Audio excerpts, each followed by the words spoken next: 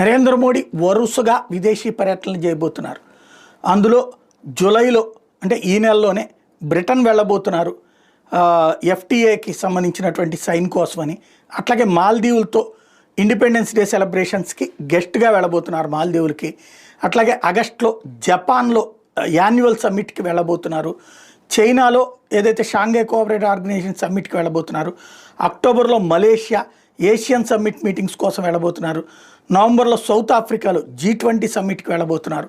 వరుసగా నరేంద్ర మోడీ విదేశీ టూర్లోనే రాబోయే రోజుల్లో వీళ్ళు విమర్శలు ప్రారంభించవచ్చు. ఇదివరకు విదేశీ టూర్లు కంటిన్యూగా ఉండేది, విపరీతంగా తిరిగేశారు. ప్రపంచంలో అన్ని దేశాలు చుట్టేశారు నరేంద్ర మోడీ.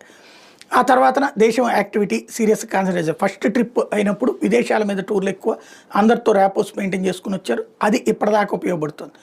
సెకండ్ ట్రిప్లో పెద్దగా ఎక్కువ తిరగలేదు, అంతా మన కాన్సన్ట్రేషనే సరిపోయింది.